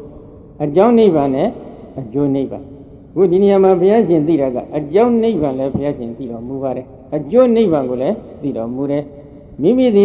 ိမိသာသိသည်မဟုတ်ဘာဝကတွေကိုလည်းသိရှိအောင်ညွှန်ကြားပြတာဆွဆုံးမှပြီးတော်မူတယ်အဲ့ဒီနိဗ္ဗာန်မျိုးကိုညွှန်ကြားပြတာနိုင်တဲ့ပုဂ္ဂိုလ်ဒီလိုဦးဇင်းတို့မျက်မှောက်ဖြင့်ရာဇဝင်မှာရှိသလားမရှိပါဘူးဦးဇင်းတို့ဘုရားရှင်ကလွဲလို့မရှိသေးဘူးဒါကြောင့်ဘုရားရှင်ဒီမဟာတံပရမတ္ထနိဗ္ဗာန်ပရိက္ခဏာတိဒီမဟာပညာအလွန်ကြီးကျယ်မြင့်မြတ်တဲ့ပရမတ္ထနိဗ္ဗာန်တရားတော်မြတ်ကြီးကိုဉာဏ်ဖြင့်ပိုင်းခြားယူတော်မူတတ်တယ်ပိုင်းခြားယူပြီးတဲ့အခါသာဝကတွေကိုလည်းဉာဏ်ဖြင့်ပိုင်းခြားယူနိုင်အောင်ထိုးထွင်းသိအောင်ဟောကြားပြတာဆုဆုံးမှပြီးတော်မူတတ်တယ်ဒါကြောင့်မဟာပညာကြီးကျယ်မြင့်မြတ်တဲ့ပညာရှိသူတော်ကောင်းဖြစ်တော်မူပါပြီတဲ့အဲဒီလိုပညာရှိသူတော်ကောင်းဖြစ်အောင်ဘာလုပ်ခဲ့သလဲနည်းနည်းဇာတ်ကြောင်းလေးပြန်ဆက်ကြည့်အောင်ဘာလုပ်ခဲ့လဲအတိတ်တုန်းကနော်ပညာရှိသူတော်ကောင်းတွေနဲ့တွေ့တဲ့အချိန်ခါယသိယဟန်တွေနဲ့တွေ့တဲ့အချိန်ခါရှင်ပြကုသိုလ်တရားဆိုတာကဘာလဲအကုသိုလ်တရားဆိုတာကဘာလဲဘယ်တရားကအပြစ်ရှိတယ်လဲဘယ်တရားကအပြစ်မရှိဘူးလဲဘယ်တရားကိုလိုက်နာပြုကျင့်ရမှာလဲဘယ်တရားကိုရှောင်ကျင့်ရမှာလဲစသဖြင့်မေးခဲ့အဲဒီလိုမေးပြီးတော့လိုက်နာပြုကျင့်ခဲ့ဤကအကုသိုလ်လို့သိရင်ရှောင်လိုက်တယ်ဤကကုသိုလ်လို့သိရင်လိုက်နာပြုကျင့်ဤကယုံညံ့တဲ့တရားလို့သိတယ်အပြစ်ရှိတဲ့တရားလို့သိတယ်ရှောင်ကျင့်တယ်ဤကအကျိုးရှိတဲ့တရားကောင်းသင်ကျဲတဲ့တရားလို့မွန်မြတ်တဲ့တရားလို့သိရင်လိုက်နာပြုကျင့်အဲဒီလိုပြုကျင့်ခဲ့တဲ့အတွက်ဘုရားရှင်မှာအလွန်ဉာဏ်ပညာကြီးမားတော်မူတယ်ဘုရားရှင်ရဲ့ဒီကြီးမားတော်မူတဲ့ဉာဏ်ပညာမျိုးမိမိတို့ရဲ့တန်တမှန်လဲရှိတည်ရှိခြင်းနဲ့ဆိုရင်ပေါ့တနည်းအားဖြင့်တော့ဘုရားရှင်လောက်မကြည့်တော့ပေါ့နော်အရိယာမဉ္ဇဉ်ဘုံဉာဏ်အထိကြီးကျယ်မြင့်မြတ်တဲ့ဉာဏ်ပညာကိုလိုလားတောင့်တခဲ့တယ်ဆိုရင်ဤကအကုသိုလ်လို့သိရင်ဒီအကုသိုလ်ကိုရှောင်ဖို့ဤကကုသိုလ်လို့သိရင်ဒီကုသိုလ်တွေကိုလိုက်နာပြုကျင့်ဖို့မိမိတို့လည်းမလိုဘူးလားလိုအပ်တယ်ဒါအတူရမယ်ထုံးလေးပဲနော်ကဲဉာဏ်ပညာကြီးမားခြင်းလို့ရှိရင်ကုသိုလ်အကုသိုလ်ကိုခွဲခြားသိရမယ်အကုသိုလ်ကိုရှောင်နိုင်ရမယ်ကုသိုလ်ကိုလိုက်နာပြုကျင့်နိုင်ရမယ်ကဲနောက်တစ်ခုဘုရားရှင်မှာမဟာပညာကြီးကျယ်မြင့်မြတ်တဲ့ပညာသာရှိတယ်ဆိုတော့မဟုတ်သေးဘူးပုထုပညာအလွန်ကြီးမားဒုတဲ့ကြီးမားတဲ့ပညာလည်းရှိဘာဒီလဲပုထုနာနာခန္တေတို့ညာနာဗောဓိတိပုထုပညာစသဖြင့်ပုံစံတူပဲဟောထားပါတယ်နော်ဖွင့်ဆိုထားတယ်ခန္ဓာ၅ပါးရှိအဲ့ဒီခန္ဓာ၅ပါးကတချို့သတ္တဝါတွေမှာခန္ဓာတစ်ပါးပဲရှိတချို့သတ္တဝါတွေမှာခန္ဓာ၄ပါးရှိတချို့သတ္တဝါတွေမှာခန္ဓာ၅ပါးရှိအဲ့ဒီခန္ဓာ၅ပါးထဲမှာလည်းတချို့ကပဲအိန္ဒြေချွတ်တယ်ပဲမတချို့မှမျက်စိမပါဘူးတချို့မှနားမပါဘူးစသဖြင့်ဘုရားရှင်အကုန်လုံးသိအဲ့ဒီလိုခန္ဓာအမျိုးမျိုးတွေကိုခွဲခြားစိတ်ဖြာပြီးသိတော်မူတတ်တဲ့ဉာဏ်ဘုရားရှင်မှာရှိတယ်အဲ့ဒီပညာကိုပုထုပညာမြေကြီးဒုပမာအလွန်ကြီးကျယ်တဲ့ပညာဆိုပြီးဒီလိုသုံးထားတယ်ဘာကြောင့်ဦးဇင်းတို့နည်းနည်းလေးနိုင်ချိန်တယ်အောင်နမူနာလေးတစ်ခုတော့ပြောမယ်ပေါ့ဦးဇင်းတို့ဒီစက်ကြောလာလဟာပြင်းထဲမှာလေတူထဲမှာတည်နေတယ်ဒါဘုရားရှင်ဟောခဲ့သိပ္ပံပညာကစံတတ်ရှားဖွေတွေ့ရှိတာမကြသေးပါဘူးနော်အဲ့လေတူထဲမှာတည်ခဲ့တဲ့အခါဒီလေတူထဲတည်နေတဲ့ဒီစက်ကြောလာကြီးတစ်ခုကဘာကြီးတစ်ခုဒီတစ်ခုတည်းလားဆိုတော့မဟုတ်ဘူးအနန္တစက်ကြောလာစက်ကြောလာပေါင်းများစွာရှိတယ်လို့ဟောခဲ့တယ်စက်ကြောလာတစ်ခုတစ်ခုမှလည်းသူ့ဆိုင်ရာနီလနက္ခတရားတွေရှိတယ်လို့ဟောခဲ့တယ် နေရများစွာရှိတယ်လတွေလည်းများစွာရှိတယ်ဓမ္မများစွာရှိတယ်စัจ java လာတစ်ခုမှတော့မဆိုလိုသေးပါဘူးစัจ java လာပုံများစွာနော်ဒါဖြစ်တဲ့တချို့ကဘာဒီမှာအနန္တလို့ဘုရားကဟောထားတော့အဲ့တော့ဒီစัจ java လာတစ်ခုပြက်ပြီးဆိုရင်ပတ်ဝန်းကျင်စัจ java လာ1000တိုက်1000အထိတော့ဒါကုသပြီးလောင်သွားတယ်ပြက်သွားတာပဲနော်အဲ့ဒီပုံစံစနစ်မျိုးနဲ့တခြားစัจ java လာဒီမှာလည်းသူ့စัจ java လာတိုက်1000ဆိုတာရှိတယ်တခုပြက်ခဲ့ရင်တခြားစัจ java လာတွေလည်းပြက်သွားတာပဲအဲ့ဒီပုံစံစနစ်အဖြစ်သူတို့သုတေသနပြုလိုက်တဲ့အချိန်ခါမှာဒီနေ့တချို့ကဘာတွေမှာတဲ့တချို့စัจ java လာတွေမှာနေတွေနှစ်စင်းသုံးစင်းစသည်ဖြင့်တွေ့နေရပြီဆိုပြီးဒီလိုသူတို့ပြောနေကြတယ်ဘုရားဟောဒေသနာမှားလားမှန်လားသိမှန်တယ်နော်ဒါဒီနေ့မှသိပ္ပံပညာကနည်းနည်းပါးပါးလိုက်စမ်းသပ်လို့ရတာပါဥစဉ်တို့ဘုရားရှင်ဒီအလွန်သိခဲ့အဲ့ဒီမှာလဲခန္ဓာဘယ်လောက်ရှိတယ်အကုန်လုံးသိတယ်အနန္တစัจ java လာမှာတည်ရှိနေတဲ့တရားအလုံးတန်တမှာခန္ဓာတွေဘယ်လောက်ရှိတယ်အလုံးသိပုထုနာနာဓာတုပုထုနာနာအာယရဏေတုပုထုနာနာပရိစ္ဆာသမုပ္ပါဒေတုဓာတ်အမျိုးမျိုးကိုဘုရားရှင်သိတော်မူတယ်အာယရဏအမျိုးမျိုးကိုသိတော်မူတယ်ပရိစ္ဆာသမုပ္ပါအမျိုးမျိုးကိုလည်းဘုရားရှင်သိတော်မူတယ်သိသည့်အတိုင်းလည်းသာဝကတွေကိုဘယ်ပုံဘယ်ပန်းဗဏိလအဖြစ်ကြည်ညာကျုပ်ကိုပွားများအထောက်အမယ်ဆိုတဲ့မြစ်စနစ်တွေကိုညွှန်ကြားပြတတ်ပြီးပြီးတော်မူပါတယ်ပြီးတော်မူတဲ့အတိုင်းကျင့်လို့ဒီခန္ဓာရဏဓာတ်သစ္စာဆိုတဲ့ခန္ဓာရဏဓာတ်ပရိစ္ဆာသမုပ္ပါဆိုတဲ့သဘောတရားတွေကိုထွန်းထွန်းသိတဲ့သာဝကတွေလည်းမရှိဘူးလားရှိကြတယ်နောက်တစ်ခုပုထုနာနာသုံးညတာမနုပါလဘေတုပုထုနာနာအထေတုဓမ္မေတုနိရောဓိတုပฏิဘာနေတုပฏิသမိတာ၄ပါးပေါ့နော်အဋ္ဌပရိသမိတာဓမ္မပရိသမိတာနိရောဓိပရိသမိတာပရိဘာနာပရိသမိတာဆိုတဲ့ပရိသမိတာ၄ပါးရှိတယ်အကြောင်းတရားတွေကိုလည်းဘုရားရှင်ဟုတ်တဲ့မှဆိုသိတယ်အကျိုးတရားတွေကိုလည်းဟုတ်တဲ့မှဆိုသိတယ်ရရေးလို့ခေါ်ဆိုအပ်တဲ့နော်ဝကြအသုံးအနှုတ်အဖွဲ့အစည်းတွေလည်းဘုရားရှင်အကုန်လုံးသိတယ်အဲ့ဒီအဋ္ဌဓမ္မနိရောဓိခေါ်တဲ့ဒီပရိသမိတာ၃ပါးကိုလည်းတစ်ဖန်ပြန်ပြီးတော့ဘုရားရှင်ထိုးထွင်းသိတယ်သိတဲ့အတိုင်းဒီပရိသမိတာဉာဏ်ရရှိအောင်ဘယ်ပုံဘယ်ပန်းဘယ်နည်းနဲ့အဖြစ်ကြည်ကြံကြုတ်ကိုဘာမြအထောက်အမဲဆိုတဲ့နိစ္စနိတွေကိုလည်းသာဝကတွေကိုညွှန်ကြားပြတာဆွဆုံးမှပြီးတော်မူပါတယ်နော်နောက်တစ်ခုပုထုနာနာတိလေခန္တီတုပုထုနာနာသမာဓိပညာဝိမု တိညာနာတဏ္ဍခန္တီတုပုထုနာနာဌာနာဌာနေတုပုထုနာနာဝိဟာရသမပတ္တိတုပုထုနာနာအရိယသစ္စေတုပုထုနာနာတတိပဋ္ဌာနေတုသမပရဏေတုဣတိပါတိတုဣန္ဒိယတုပလေတုပုဇင်ကေတုပုထုနာနာအရိယမေကေတုသမညာဖလေတုအပိညာတုပုထုဇနာသာဒရဏေဓမ္မေသမတိကမပရမတ္တိနိဗ္ဗာန်ဉာဏပုတ္တိတိပုထုပညာပုံစံတူပဲနော်ဘုရားရှင်ကဘယ်လောက်သိတယ်သီလခန္ဓာသမာဓိခန္ဓာပညာခန္ဓာဝိမု တိခန္ဓာဝိမု တိဉာဏတတ္တခန္ဓာခေါ်တဲ့ဂုဏ်ကျေးဇူးတွေလည်းသိတယ်သမဘာအမျိုးမျိုးကိုလည်းသိတော်မူတယ်ဌာနကောတန်လအကြောင်းဟုတ်သည်မဟုတ်သည်ဆိုတဲ့သဘောတရားတွေကိုလည်းဘုရားရှင်ပုံစံတူသိတော်မူပါတယ်ဒီလောကပြောခဲ့တဲ့အတိုင်းပဲဒီတိတိကဘာကြောင့်ချိုရတယ်သိတယ်ဒီတိတိကဘာကြောင့်မှုရတယ်သိတယ်ဒီတိတိကဘာကြောင့်ရှင်းရတယ်သိတယ်ဒီသစ်ပင်ကဘာကြောင့်သူ့ထွက်ရတယ်သိတယ်ဘာကြောင့်သိရတယ်ဘာကြောင့်နီးရတယ်ဘာကြောင့်ဝါရတယ်အလုံးသိဘယ်တတ်သဘာဝတွေလွန်ကဲနေလို့ဒီလိုဖြစ်နေတယ်ဆိုတာဘုရားရှင်အကုန်လုံးသိတော်မူတယ်နော်သမဘအမျိုးမျိုးကိုလည်းဘုရားရှင်ကျွမ်းကျင်တော်မူတယ်အရိယသစ္စာ၄ပါးမှလည်းကျွမ်းကျင်တော်မူတယ်သတိပ္ပံ၄ပါးသမပ္ပံ၄ပါးဣတိပ၄ပါးဣန္ဒြေ၅ပါးဘုံ၅ပါးဘုဇင်9ပါးအရိယမဂ်ခင်7ပါးမဂ်ခင်7ပါးကမပြောခဲ့မိသေးကျမ်းသွားတယ်နော်မဂ်ခင်7ပါးကိုလည်းဘုရားရှင်ထုတ်တယ်သိတော်မူတယ်မဂ်ခင်ဘယ်နှပါးရှိလဲ7ပါးသမ္မာဒိဋ္ဌိသမ္မာသင်္ကပ္ပသမ္မာဝါစာသမ္မာကမ္မန္တသမ္မာအာဇီဝသမ္မာဝါယာမသမ္မာသတိသမ္မာသမာဓိပေါင်းလိုက်တော့ဘယ်နှပါးလဲ7ပါးသမ္မာဒိဋ္ဌိဆိုတာကဘာလဲဒုက္ခသစ္စာသိတဲ့ဉာဏ်သမုဒယသစ္စာသိတဲ့ဉာဏ်နိရောဓသစ္စာသိတဲ့ဉာဏ်မဂ္ဂသစ္စာသိတဲ့ဉာဏ်အဲ့ဒီဉာဏ်ဒီပါလဲသမ္မာဒိဋ္ဌိနိဗ္ဗာန်ကိုလိုချင်ဒီသမ္မာဒိဋ္ဌိနဲ့ပြည့်စုံရမလားမပြည့်စုံရဘူးလားပြည့်စုံရဒီလိုဆိုရင်ဒုက္ခသစ္စာအမိရတဲ့ခန္ဓာ၅ပါးကိုသိရမလားမသိရဘူးလားသိရမယ်သမုဒယသစ္စာအမိရနေတဲ့ဉာဏ်ကျိုးစပရိစ္ဆာသမုပ္ပါသဘောတရားတွေကိုသိရမလားမသိရဘူးလားသိရမယ်ထိုဒုက္ခသမုဒယနှမျိုးတို့ရဲ့ချုပ်ငြိမ်းရာဖြစ်တဲ့အတ္တကရဏအငြိမ့်တဲ့နိဗ္ဗာန်ကိုသိရမလားမသိရဘူးလားသိရမယ်ထိုအတ္တကရဏအငြိမ့်တဲ့နိဗ္ဗာန်တို့ရောက်ကြောင်းဖြစ်တဲ့မဂ္ဂင်7ပါးအကျင့်မြတ်တရားတွေကိုလည်းသိရမလားမသိရဘူးလားသိရမယ်အဲ့ဒီသမ္မာဒိဋ္ဌိဉာဏ်ရှိရမယ်ဒီတော့ဒီနေ့ခေတ်ကနိဗ္ဗာန်တော့ကိုကလိုချင်တယ်ဒါပေမဲ့ဒုက္ခသစ္စာအမြင်ရနေတဲ့ခန္ဓာ၅ပါးသိတဲ့ဉာဏ်ကလည်းမရှိဘူး အတိတ်နာကကိုမရှိကောင်းပါဘူးဆိုတဲ့ဘုံသိမှုကိုလက်ခံထားတဲ့အတွက်ကြောင့်ကြောင့်ကျိုးစပရိစ္ဆာသမုပ္ပါလို့ခေါ်ဆိုအပ်တဲ့သမုဒိယသစ္စာကိုသိတဲ့ဉာဏ်လည်းမရှိဘူးဒါပေမဲ့နိဗ္ဗာန်ကတော့မရကြဘူးလားရနေကြတယ်သူကတရားဟောတဲ့ညီမညီကတော့နည်းနည်းတိုင်းထားရအောင်နော်သမ္မာသင်္ကပ္ပဒီသမ္မာသင်္ကပ္ပကတော့သမထပိုင်းဥပဒနာပိုင်းနှစ်ပိုင်းလုံးပါပဲဒါပေမဲ့ဒီနေရာမှာဘုရားရှင်ကပညာမဲ့ခင်နဲ့တွဲခေါ်ထားတယ်ဒုက္ခသစ္စာကိုထိုးထွင်းသိတဲ့ဉာဏ်ကသမ္မာဒိဋ္ဌိဒုက္ခသစ္စာအာယုံဘောသို့စိတ်ကိုရှုရှုတင်ပေးနေတဲ့သဘောကသမ္မာသင်္ကပ္ပနော်သမုဒိယသစ္စာကိုထိုးထွင်းသိတဲ့ဉာဏ်ကသမ္မာဒိဋ္ဌိသမုဒိယသစ္စာအာယုံဘောသို့စိတ်ကိုရှုရှုတင်ပေးနေတဲ့သဘောလေးကသမ္မာသင်္ကပ္ပနိရောဓသစ္စာကိုထွင်းဖောက်သိတဲ့ဉာဏ်သည်သမ္မာဒိဋ္ဌိနိရောဓသစ္စာအာယုံဘောသို့စိတ်ကိုရှုရှုတင်ပေးတဲ့သဘောကသမ္မာသင်္ကပ္ပမေဃသစ္စာကိုထိုးထွင်းသိတဲ့ဉာဏ်သည်သမ္မာဒိဋ္ဌိမေဃသစ္စာအာယုံဘောသို့စိတ်ကိုရှုရှုတင်ပေးနေတဲ့သဘောကသမ္မာသင်္ကပ္ပတွဲနေတယ်နော်သမထဘိုင်းမှာလဲသမာဓိနမိတ်တစ်ခုပါအခုအာနာပါနပရိပါကနမိတ်ဆိုကြပါစို့အာနာပါနပရိပါကနမိတ်ကိုထိုးထွင်းသိနေတာကဒါနသမ္မာဒိဋ္ဌိအာနာပါနပရိပါကနမိတ်အာယုံဘောသို့စိတ်ကိုရှုရှုတင်ပေးနေတဲ့သဘောလေးက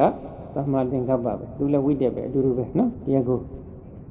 အဲ့ဒီသမ္မာဒိဋ္ဌိသမ္မာသင်္ကပ္ပနောက်တစ်ခုသမ္မာဝါစာသမ္မာကမ္မန္တသမ္မာအာဇီဝသီလမဲ့ခင်၃ပါးဒါကနားလည်ပြီးသားတွေပဲနော်ပြီးတော့နိဗ္ဗာန်လိုချင်လို့ရှိရင်သီလမဲ့ခင်၃ပါးနဲ့လည်းပြည့်စုံအောင်ကျင့်ရမလားမကျင့်ရဘူးလားကျင့်ရမယ်သမ္မာဝါယမသမ္မာတတိသမ္မာသမာဓိသမာဓိမဲ့ခင်၃ပါးနိဗ္ဗာန်လိုချင်လို့ရှိရင်ဒီသမာဓိမဲ့ခင်၃ပါးနဲ့လည်းပြည့်စုံအောင်ကျင့်ရမလားမကျင့်ရဘူးလားကျင့်ရမယ်ဘယ်ပုံပဲဗဏိနဲ့အပြင်ကျင့်ရမယ်ဆိုတဲ့ကျင့်နည်းစနစ်တွေကိုလည်းဘုရားရှင်တိတိကျကျညွှန်ကြားပြတာဆွဆုံးမှထားတော်မူပါတယ်သမထဘိုင်းမှာကမ္မထန်40ဟောထားတယ်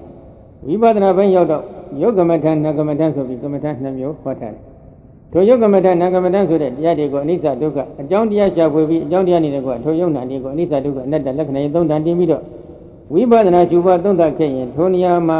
ဝိပဿနာဉာဏ်နဲ့ရှင်းတွဲနေတဲ့သမ္မာဒိဋ္ဌိဉာဏ်တွေပေါ်လာမယ်ဝိပဿနာသမ္မာဒိဋ္ဌိဉာဏ်တွေပေါ်လာမယ်ထိုဝိပဿနာသမ္မာဒိဋ္ဌိဉာဏ်နဲ့ရှင်းတွဲပြီးတော့ထိုသင်္ခါရတရားတို့ရဲ့အနိစ္စအချင်းရာဒုက္ခအချင်းရာသို့မဟုတ်အနတ္တအချင်းရာမှာကောင်းစွာတည်နေတဲ့သမ္မာသမာဓိတစ်ခုလည်းပေါ်လာမယ်ထိုသမ္မာသမာဓိကလောကီသမ္မာသမာဓိပါနော်အဲ့ဒီသမ္မာသမာဓိနဲ့ရှင်းတွဲနေတဲ့